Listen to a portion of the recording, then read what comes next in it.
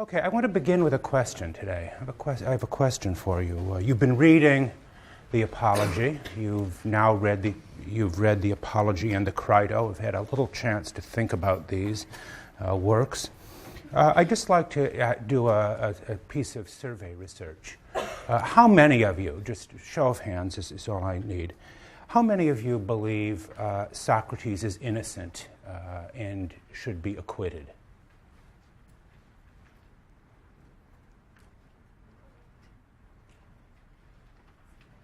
Okay. And how many of you believe he is guilty and more or less got what he deserved? Higher, please. Okay.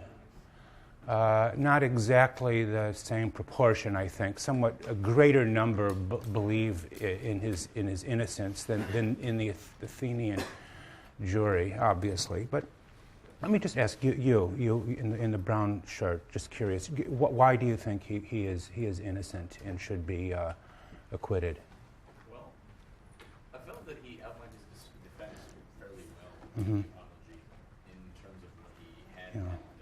It seemed to me that the accusations that were brought against him were based more on personal grievances and grudges, as the politics in that time oftentimes was criticized, and not exactly by concrete charges. Okay.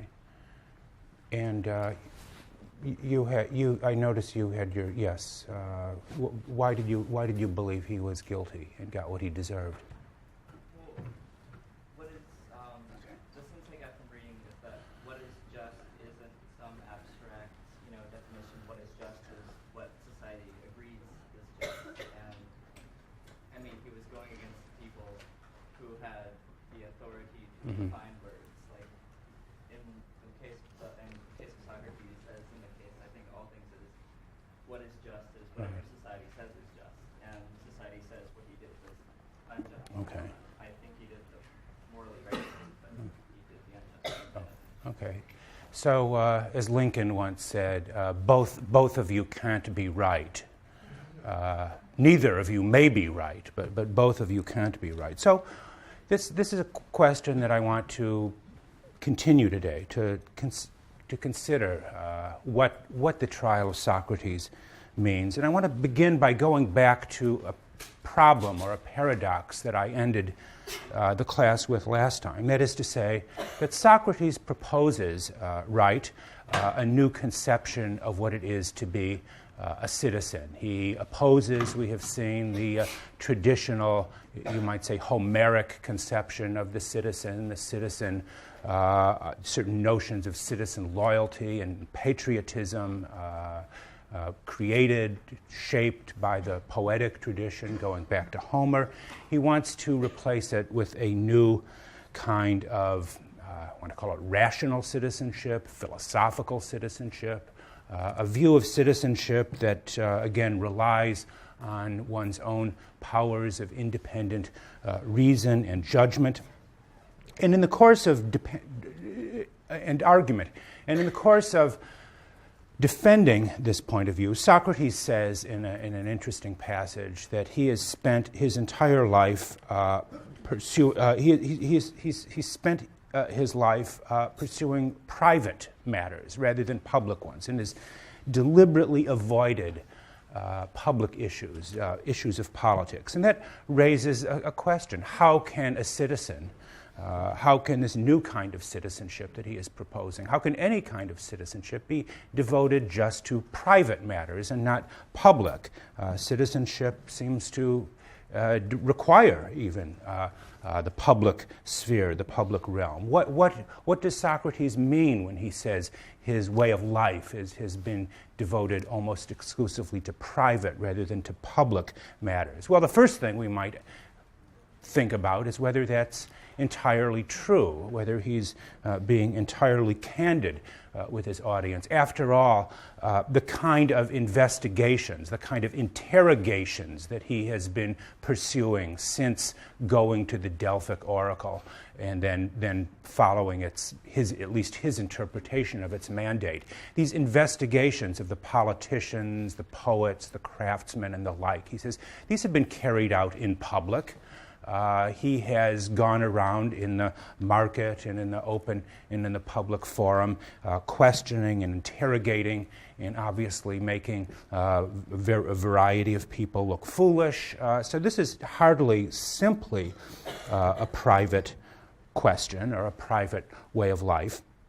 But perhaps he means simply that by pursuing a private life, that again he's going to rely almost exclusively on his own individual powers of reason and judgment, not to defer or rely on such public goods as custom, as authority, as tradition, things of this sort. But I think Socrates means more than that, more than simply he wishes to rely on the powers of private, individual judgment. When he says that his way of life has been private, he means that he has pursued a policy of let's call it, principled abstinence from public life. Socrates is a great abstainer. He has abstained from participation in the collective actions of the city, actions that he believes could only entail complicity in acts of public injustice. His own motto, if you want to ascribe him a motto, seems to be a variety of the Hippocratic oath, the doctor's famous oath, do no harm.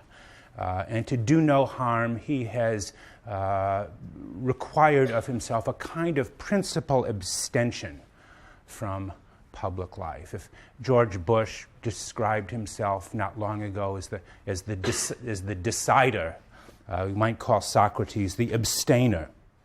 Well, what does he mean by, or what do I mean by referring to his policies of abstention from political life? Do you remember? He gives a couple of examples of examples of this sort.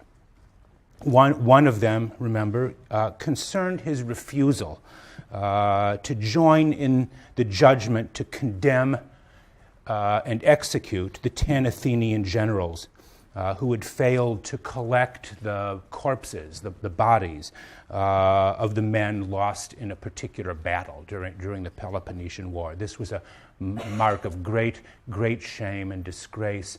The generals were an actual event. There was a kind of judgment of collective guilt, and they were all executed. The leaders, the generals of this particular battle. And Socrates tells how he refused to engage in that kind of to join the court in the judgment of their collective guilt. A true incident. And the second story, you remember from your reading of the book, was his reminding the jury how he refused to participate. He was ordered by the 30, the hated tyranny of the 30. He was ordered to assist in the arrest of a man known as Leon of Salamis, an arrest that would have and did in fact lead to Leon's execution. And Socrates tells how he, at considerable risk to himself, refused to participate in the arrest of this man. In both of these cases, I take it Socrates' point is that his own individual moral integrity stands as a kind of litmus test, you might say, for whether to engage or disengage from political life. I was the sort of man, he tells the jury, I was the sort of man who never conceded anything to anyone contrary to what is just. No doubt also reminding them of his refusal to bow to the 30 tyrants in the case of Leon of Salamis. But this raises, I think, a central point about Socratic citizenship, or Socrates' view of citizenship. This kind of principled disobedience to the law, something like Thoreau's model of civil disobedience. Does this policy of principled disobedience, you might say, vindicate or indict Socrates of the charge of corruption and impiety that has been brought against him? Can a citizen, he affirms, I will ask though, can a citizen put his own conscience above the law, as Socrates seems to do? This is a problem that we will see considerably later in the term that vexes a very important political thinker by the name of Hobbes, about whether an individual can somehow put their own sense of conscience or moral integrity even above the law. What would a community of Socratic citizens look like, each one picking and choosing, you might say, the laws or the rules to obey or to follow or not to follow? Socrates is so concerned, it seems, with his individual, his private moral integrity, that he says, in a sense, to the city of Athens, to the court, to the Athens, to the assembly or the courts, that he will not dirty his hands with public life. And again, this is a question that we will see later on that Machiavelli takes very seriously, the question of whether or not politics, political life, requires one to dirty one's hands in the world. What kind of citizen is he or she who abstains from, maybe even rejects, the harsh necessities, requirements of political life? Socrates seems to be, in some respects, an example of what Hegel in the 19th century described as a beautiful soul. You know, someone who, and he used that term ironically, I should say, someone who puts their own private moral incorruptibility above all else. And we all probably know or have read about people like this. How does Socrates answer these charges? He in a way, being not just an abstainer, but again, putting his own private moral conscience or integrity over and above the law. And he tries to defend his point of view by arguing in a famous passage that his policy of abstinence actually carries important benefits to the city. He brings with it important benefits. And in the passage that I'm referring to, he defines himself as a gadfly. Everyone will remember that. The gadfly who improves the quality of life in the city. In section 30d, Socrates writes, let me read the passage. "So I, men of Athens, are now too far from making a defense speech on my own behalf. I do it rather," he says, "on your behalf. What I say for you," he appears to say, "so that you do not do something wrong concerning the gift of the god," referring to himself, the gift of the god, "by voting to condemn me. For if you kill me," he continues, you will not easily discover another of my sort, who, even if it is rather ridiculous to say so, has simply been set upon the city by the god as though upon a great and well-born horse, who is rather sluggish because of his great size and needs to be awakened by some gadfly. Just so, in fact, the god seems to me to have set me upon the city as some one of this sort. I awaken and persuade and reproach each one of you, and I do not stop settling down everywhere upon you the whole day." So here we have the example of Socrates telling us, not only declaring himself to be the gift of the god who is brought for this, but that he's a great benefactor of the city, that his example of the man of individual moral conscience brings with it great, as it were, public benefits. It is not on his behalf, he tells the audience, but yours, his fellow citizens, that he does what he does. You may not like me, he says to the jury, but I am good for you. And furthermore, he claims in this, what can only be described as sort of quasi-religious language, that he has no choice in the matter. This is not something he has chosen to do. He is, as he says, a gift from the god. He has been commanded, he argues, to do this. Men of Athens, he says, I will obey the god rather than you. And as long as I breathe and am able to do so, I will certainly not stop philosophizing. He seems to envelop himself and his way of life with a kind of religious imagery, the Delphic oracle, the gift of the god image.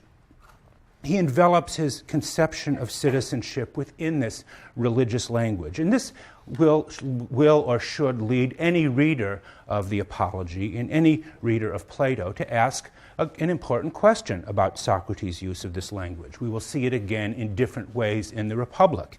Is he sincere in saying this, in making this point, or is he somehow being ironical in his use of the religious tone or the religious register? He is, after all, on trial for his life for the charge of impiety. Would it not seem that in order to rebut the charge of impiety, that he would use or adopt a kind of religious language that would resonate with the jury and rebut the accusation, perhaps even suggesting that he is the truly religious and pious one, and not the ones like Anytus and Meletus who are bringing charges against him. Socrates seems, or could be seen to be speaking not just ironically, but provocatively in describing himself as a gift of the god. In a sense, you might ask, what could be more ludicrous? Socrates declaring himself, or anyone declaring themselves to be, a gift of the divine. But, right? I mean, who would make such a claim? But in another respect, he seems to take the divine calling very seriously, right? I mean, does he not? It was only when the Delphic oracle replied to Chaerephon, he tells that story, that it replied to him that no one was wiser than Socrates, that Socrates undertook this second sailing, as it were. His turn, we saw this last time, his turn away from the investigation of purely natural phenomena to the study of the world of moral virtue and justice. He repeatedly maintains that the path he has taken is not of his own choosing, but the result of a divine command. He is under some kind of divine edict. And it is precisely his devotion to this divine command, to this particular kind of calling, that has led him to neglect his worldly affairs. He reminds at various points the audience of his extreme poverty, his neglect of his family and his obligations to his wife and children, as well as to suffer the disgrace and the abuse that is directed against him by various public figures, he tells us. All of this is the result of his devotion to the divine command. He presents himself, in other words, as a human being of unparalleled piety and devotion who will risk life itself rather than quit the post that has been given to him. It's a very tall order that he claims for himself. Do we believe him in this respect? I mean, an important question. Do we believe him? Again, is he being sincere in this? Or is he using this, as it were, a kind of rhetoric with which to, envelop himself? What is this peculiar kind of piety that he claims to practice? In many ways, in replying to the jury's verdict and their request that he cease philosophizing, Socrates explains himself in the following terms. Let me just quote one other passage briefly from the second speech that he gives to the jury after his conviction. It is hardest of all to persuade you, to persuade some of you about this, he says, about his way of life. For if I say that this is to disobey the God, and because of this it is impossible to keep quiet, you will not be persuaded by me on the grounds that I am being ironic. And on the other hand, he says, if I say that this even happens to be a very great good for a human being, that is, to make speeches every day about virtue, and that the unexamined life is not worth living for a human being, you will still less be persuaded by me.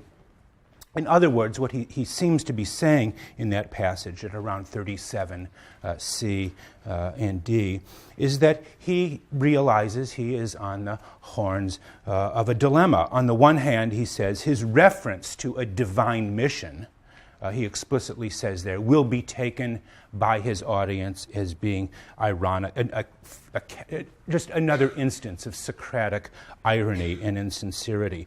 But, he says, if he tries to persuade people of the goodness and the justice of his way of life on simply rational grounds alone, to persuade them that the examined life alone is worth living, he says he will not be believed. So what you might say is a Socratic citizen to do. He will either be accused of being ironic and not be believed, or he will simply be disbelieved if he attempts to defend himself on rational or philosophical grounds. That raises the question, I think, that I began the class with today. Should Socrates be tolerated? Would a good society tolerate Socrates? This is the question raised by this dialogue in the Crito as well. How far should freedom of speech, and that is to say speech that borders on or even verges into civic impiety, how far should such speech be tolerated? It's been an assumption of readers of Plato over the years that the trial of Socrates, that the execution of Socrates presents the case for the fullest liberty or freedom of thought and discussion, and the evils or the dangers to a society of trying to persecute or suppress freedom of speech. But is this right? In other words, is that really Plato's teaching? Among the things Socrates says he cares deeply about is his calling, as he puts it, to do nothing but persuade you, both younger and older, not to care for your bodies and money, but how your soul will be in the best possible condition. I think I lost my place. Yeah. So, let me just get back to that. How are we to understand this case about toleration and freedom of speech? The Apology presents Socrates, right, as presenting the most intransigent case for the philosopher as a radical critic or questioner of society. Socrates demands that the Athenians change not simply this or that aspect of their policy, but he demands nothing less than a drastic, I would even say revolutionary change in Athenian civic life, in Athenian civic culture. He tells his fellow citizens, right, that their lives are not worth living. Only the examined life is worth living, and you are not living examined lives. Therefore, your life cannot possibly have any value to it. Even when presented with the option to cease philosophizing, he refuses to do so on the ground that, again, he is acting under a command, a divine command, and cannot do otherwise. Is Plato asking us to regard Socrates as a man of high principle, standing up for what he believes in the face of death, or as a kind of revolutionary agitator who cannot and should not be tolerated by a society whose basic laws and values he will not accept. To some degree, I am inclined to answer that both of those questions have something to them. Maybe the answer, or an answer to this question, is revealed in the Crito, the companion dialogue, the companion speech that goes along with the apology, although it typically gets much less attention than the apology. In part because I think the dialogue presents, as it were, the city's case, the case of the city against Socrates. I mean, consider some of the following. If the apology presents the philosopher's case against the city, Socrates' case against the city, the Crito presents the city's case against the philosopher. Here, Socrates makes the case against himself. You might say he makes the case against himself better than his accusers in the courtroom did so in the apology. The speech between Socrates and the laws that forms, as it were, the kind of central action of the dialogue presents the case that Meletus and Anytus should have made against him. While the apology seems to denigrate the political life as requiring complicity in injustice, and Socrates says he will have no part of laws or policies that entail injustice, the Crito makes the case for the dignity of the laws, the dignity or majesty of the city and its laws, while the apology defends, again, a politics of principled abstinence or disobedience to the political life. The Crito makes the most complete and far-reaching case for obligation and obedience to the law that has perhaps ever been made. So how do we reconcile, if we can, these two apparently contradictory points of view in these two dialogues?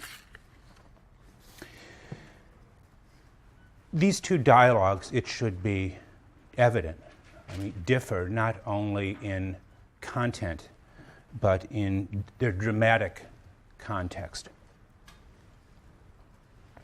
Just consider again some of the following.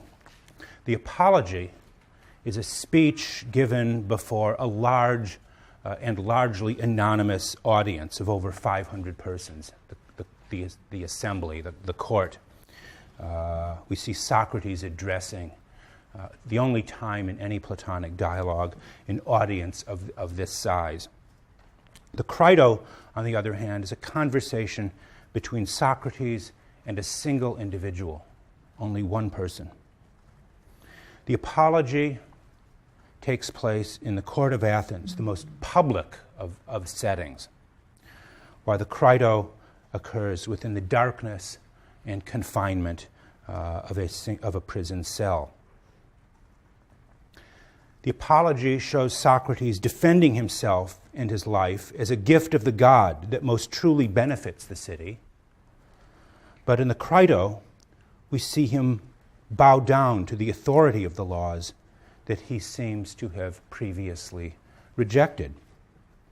And finally, if the apology presents Socrates as the first martyr for philosophy, the first person to die for the cause of philosophy, the Crito shows Socrates' trial and sentence as a case of justice delivered.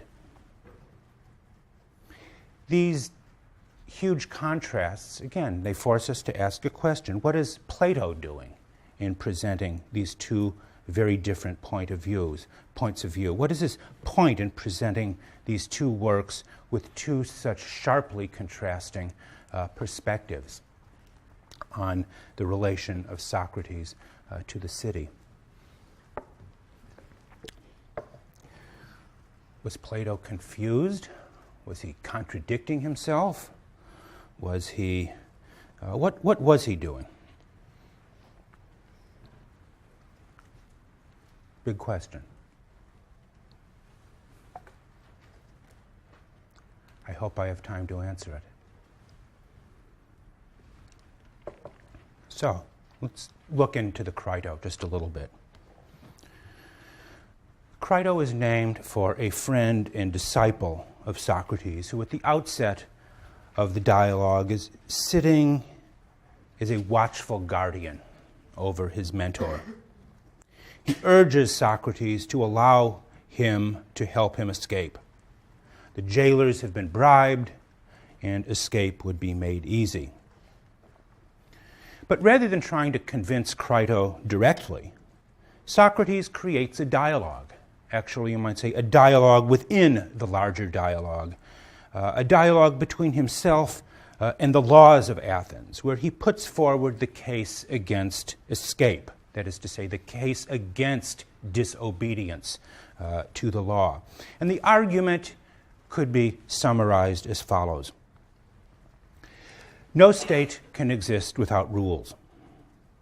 The first rule of any state is the rule that citizens are not free to set aside the rules, to choose among them which ones to obey and to disobey.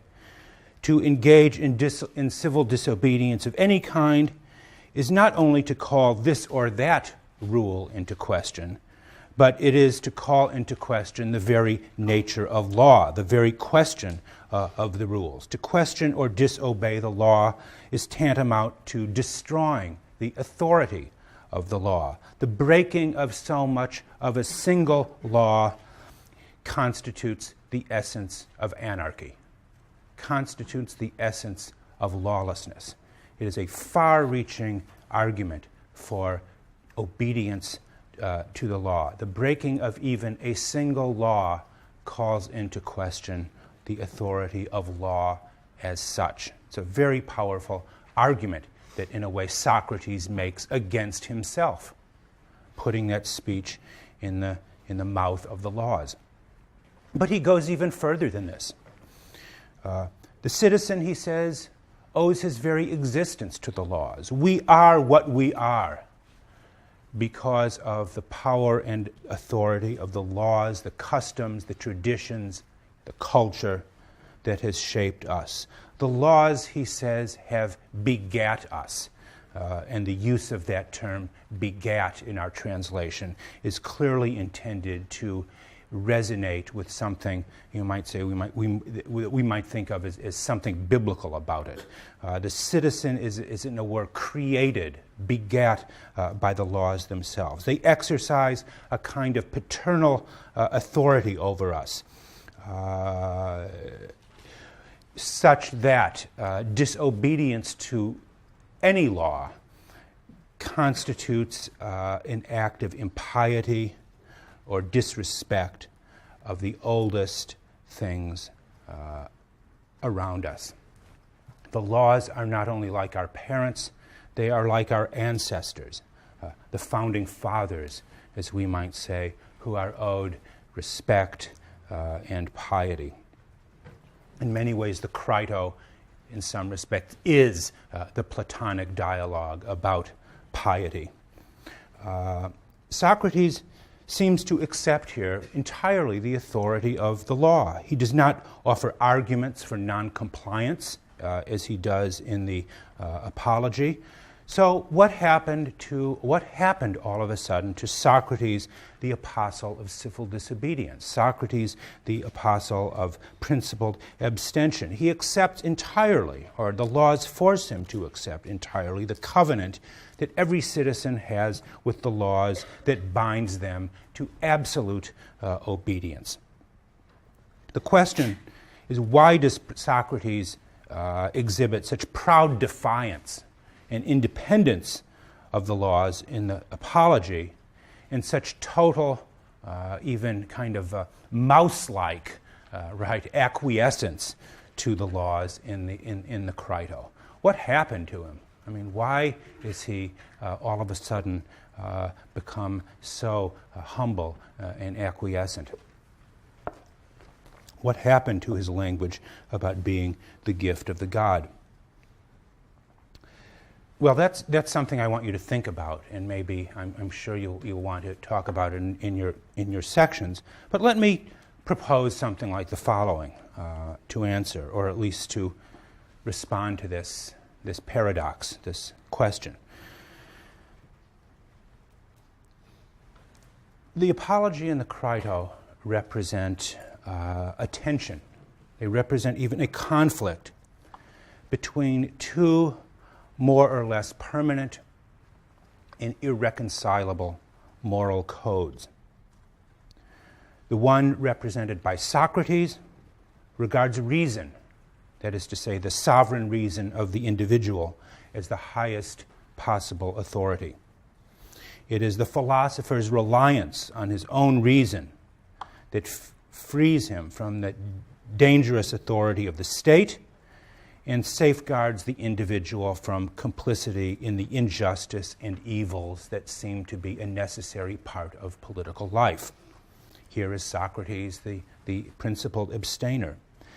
But the other moral code is represented by the speech of the laws, where it is the laws of the community, its oldest and deepest beliefs and institutions, its constitution, its regime, as we would say, its politeia, that are fundamentally obligatory on the individual and even take priority over the individual. The one point of view takes the philosophic life, the examined life, to be the one most worth living. The other takes the political life, the life of the citizen engaged in the business of deliberating, legislating, making war and peace as the highest calling for a human being. These constitute two irreconcilable alternatives, two different callings, so to speak. And any attempt, I think, to reconcile or to synthesize these two can only lead to a deep injustice to each. Plato seems to believe that each of us must choose somehow, must choose between one or the other of these two contenders for the most serious and worthwhile way of life. Which do we take? Which is the matter of ultimate concern or care for us? Which, but we cannot have both. And I think that distinction, to some degree, captures the differences set out when I asked at the beginning of the class about who believes Socrates is innocent and should be acquitted and who believes he is guilty and should be condemned, between a philosophical and a political point of view. And in a sense, one could say, maybe this is not Plato's last word. Why does Socrates choose to stay and drink the hemlock? After all, if he is committed fundamentally to the principles of his own reason, still, why should he care that much about the laws of the city? Why not let Crito help him escape and go to Crete, where he can drink the good wine of Crete and enjoy his old age? And in fact, Plato wrote another dialogue, his largest dialogue, a book called The Laws, where you see a man simply designated as the Athenian stranger living in Crete and carrying on a conversation with representatives of that society. And that might be Socrates, that might be, although he is not identified as Socrates, it is sometimes thought here is the kind of speech or discussion Socrates would be having had he escaped. But that gets back to the question, are the reasons Socrates gives Crito for refusing to escape, the reasons he puts in the mouth of the laws of the city of Athens, are those Socrates' true reasons? Does Socrates believe that speech that he constructs between himself and the laws? Or is it simply a fiction that he creates for the sake of relieving his friend of the guilt he evidently feels for being unable to help Socrates? Crito is, of course, very concerned with what people will think of him if it becomes known that he has somehow not helped Socrates to escape. Is that speech for the law with the laws really intended for the benefit of Crito? Rather than an expression of Socrates' deepest opinions about the questions of obligation and obedience? Is he in that speech bestowing, as it were, a kind of justice to Crito to reconcile him to the laws of the city, and to give him reasons, you might say rational considerations for continued obedience to the law. In many ways, that would seem to make a certain sense of the apparent discrepancy between these two dialogues. It demonstrates not only Socrates' sense of his superiority to the laws of Athens. In the first dialogue, in the first speech, in the apology, he defies the city to put him to death by expressing indifference to death. And then in the Crito, he very much expresses that indifference to death by refusing to allow Crito to let him escape. Socrates seems to remain, even until the end, very much a kind of law unto himself, while at the same time, again, providing Crito and others like him an example of rational and dignified obedience to the law. When we look at the death of Socrates, do we think of it as a tragedy, as a moral tragedy? And a just man sentenced to death by an unjust law? I don't think so. Far from it. Socrates' death at the age of 70 was intended by him as an act of philosophical martyrdom that would allow future philosophy to be favorably recognized as a source of courage and justice. In one of his later letters, Plato refers to his depiction of Socrates as he says his attempt to render Socrates young and beautiful. That is, he consciously set out to beautify Socrates, presenting a man fearless before death, refusing to participate in any act of injustice, while dispensing wisdom and justice to those who will listen. We don't know the real Socrates. All we know of Socrates is what we read in Plato and Aristophanes and a small number of others who have sketched various different pictures of him. But Plato's Socrates is necessarily poles apart from Aristophanes' Socrates' depiction of him as a sort of sophist who makes the weaker argument the stronger. Plato's dialogues, the Apology, as well as the Republic and the Crito, are in the broadest sense of the term an attempt not only to answer the charge against Aristophanes, but also defend the cause of philosophy as something of value and merit. Where does that leave us today? What are we to make of all this? We who live in a very different kind of world from that of 4th century Athens. What can we learn from the example of Socrates? Most of us, like most of you earlier, find ourselves instinctively taking the side of Socrates against the city of Athens. Those who might defend the city of Athens against Socrates, those who believe in the value of civic piety, are very few among us. Perhaps only those of you who might come from a small town in the South or from certain areas of Brooklyn would understand something about the supreme value of piety as a way of life. We, by and large, tend to accept the picture of Socrates as a victim of injustice.